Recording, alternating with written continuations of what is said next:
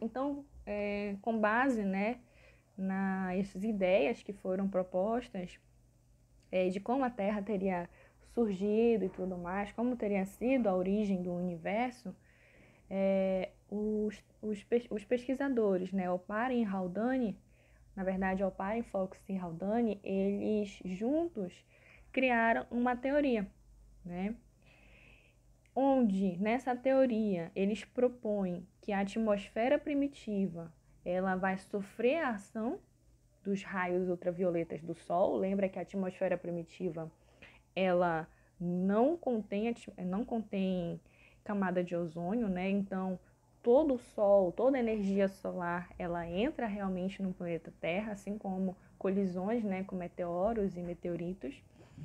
E essa reação, essa radiação, né, ultravioleta, ela vai dar origem a moléculas mais simples, depois de sofrer muitas reações químicas, né, dando origem ao que a gente chama no final de sopa nutritiva. Então, para entender melhor como que se originou essa sopa nutritiva, a gente vai explicar aqui, ó. Primeiramente, nós tivemos a origem das chuvas. Então, lembra que os meteoros, os granitos, né, eles colidiam com a superfície do planeta Terra e eles trouxeram na estrutura deles moléculas de água congelada. Essa água, ela derretia, né? Lembra que a Terra ela era muito quente, né? Então ela não chegava nem, na verdade, a derreter, ela já evaporava, né? Então ela saía do sólido para o gasoso, que é a sublimação, processo de sublimação, tá? E esse gasoso, ele se condensava, ele formava, depois de muito tempo, ele começou a formar as nuvens, né? E essas nuvens armazenavam uma determinada quantidade de moléculas, de partículas, que faziam com que houvesse a formação ali de água. E essa água, depois, ela caía como forma de chuva. Só que a chuva naquela época não era a chuva que nós temos hoje. A chuva daquela época era uma chuva mais ácida, né, devido à presença de grandes gases que eram liberados pelos vulcões, tá? Então, juntamente com a descarga elétrica, a radiação ultravioleta que vinha do Sol e as moléculas que existiam na atmosfera, né? Isso daí a gente já está falando mais lá na frente, então a Terra ela já não é mais totalmente quente, né? Nós já vamos ter aí nesse momento a formação dos primeiros oceanos, ok? Então, juntamente com a amônia, o hidrogênio, o metano e o vapor d'água que estava na atmosfera, essas moléculas elas acabam sofrendo uma reação química, tá? Justamente por conta das descargas elétricas que vinham das nuvens, né, das chuvas, no período da chuva. A descarga elétrica ela é muito importante porque ela que vai ser a energia de ativação, né? Ela que vai dar aquele start para que as reações químicas ocorram. Então, a partir dessas reações químicas, nós vamos ter a presença dos primeiros aminoácidos, né? Seriam gerados os primeiros aminoácidos, as proteínas e as proteínas, né? Os aminoácidos e as proteínas. E eles iriam estar localizados nos oceanos, nos primeiros oceanos, né? Então, isso tudo gera o que eles chamaram de uma sopa nutritiva, né?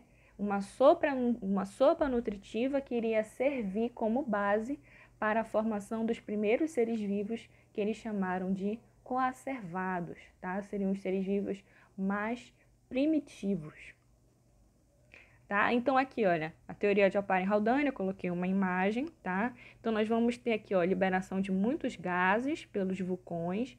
Nesses gases nós vamos ter metano, amônia, tá? E juntamente com a presença das descargas elétricas formadas, né, pelas nuvens, ok? Nós vamos ter a reação química, formando aqui os aminoácidos, as proteínas, que juntos vão gerar a sopa nutritiva, que vai gerar o coacervado. Tudo bem? Para tentar explicar esse estudo, essa hipótese, proposta pelo Oparin e pelo Haldane, nós vamos ter dois pesquisadores que lá na frente eles falaram, pô, olha só essa ideia, né, do Oparin e do Haldane, e eles tentaram reproduzir, né, tentaram reproduzir o que eles propuseram, né, como seria a terra primitiva e como que seria o surgimento dos primeiros seres vivos. Então eles colocam aqui, olha, eles fazem aqui um experimento, eles fazem aqui um experimento onde vai ocorrer uma simulação da Terra.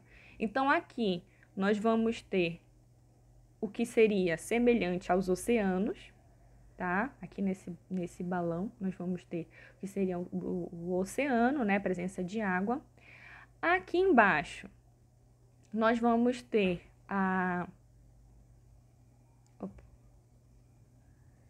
aqui embaixo nós vamos ter o fogo, né? Que seriam dos vulcões, né? Aquele que vai aquecer.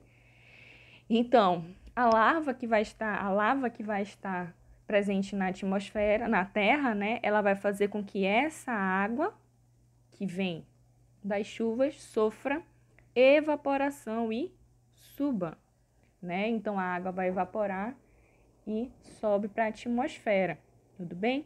Quando ela chega na atmosfera, ela encontra os outros gases, o carbono, o nitrogênio, a amônia, o metano, tá? E se mistura. Então, todos eles vão ficar misturados, ok? E todos eles vão sofrer descargas elétricas, né? Pelos trovões. Então, um trovão vai acontecer e esse trovão vai gerar energia. O que ele coloca aqui, ó. Descarga elétrica dos gases, né? Do vapor d'água, metano, amônia, monóxido de carbono e hidrogênio, que seriam os gases que estariam presentes na atmosfera primitiva. Depois de muito tempo, esses gases que já sofreram a reação química, eles vão começar, a Terra ela vai começar a resfriar, né? Depois de um tempo.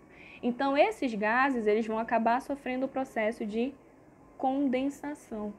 Ele vai sair do gasoso para o estado líquido, ele vai sofrer condensação.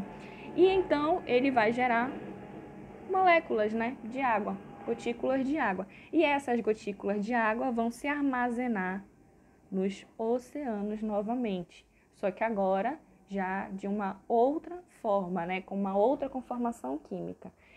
Aqui nessa região, eles vão pegar uma amostra, né, desse caldo, que seria o caldo nutritivo, e eles vão levar para microscópio.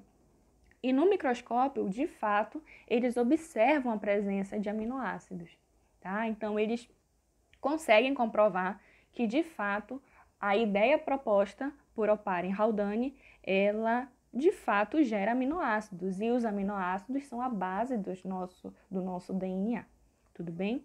Então, ele aqui conseguiu comprovar que, de fato, a teoria do Oparin e do Haldane, ela poderia ser aceita. Só que teve um porém, né? Que a atmosfera primitiva, quando foi considerada por outros pesquisadores, eles falaram que ela provavelmente não era o mesmo ambiente sugerido por Oparin e Haldane, né? Então, mesmo com o experimento do Miller e do Urey, tentando representar, né? Tentando representar o que seria essa atmosfera primitiva e comprovando que, de fato, os aminoácidos eram gerados, outros experimentos, eles também foram realizados. Um deles foi realizado ao entorno de um vulcão, né? Então, eles pegaram todos os gases, todas as substâncias que estavam ali ao entorno do vulcão, juntamente com o calor e a energia presente, e ali naquele local, naquele experimento feito naquele local em torno do vulcão, também foram gerados aminoácidos, né? Aqui, ó. Também foram gerados aminoácidos, ok? Então, novas descobertas foram realizadas para tentar explicar a Terra primitiva, e moléculas orgânicas foram geradas também, que seriam os aminoácidos, a base do nosso DNA, tudo bem?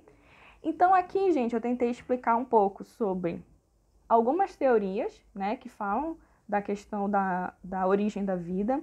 Só recapitulando, a primeira foi o criacionismo, que é uma teoria que está relacionada a uma criação divina. Tudo bem? Um ponto muito importante é que ela não aceita a questão da evolução, né? Ou seja, das mudanças. Então, a Terra seria exatamente igual a bilhões de anos atrás, como ela é hoje. Tudo bem? A segunda é a panspermia cósmica, onde nós vamos ter o surgimento dos primeiros seres vivos a partir de moléculas que viriam de forma extraterrestre, tá bom? Então aqui eles admitem a questão de existir vida fora da Terra, né? De vir moléculas que iriam gerar a vida que vieram de outros planetas, de outros locais, né? Que não a Terra. E por último, nós falamos da teoria da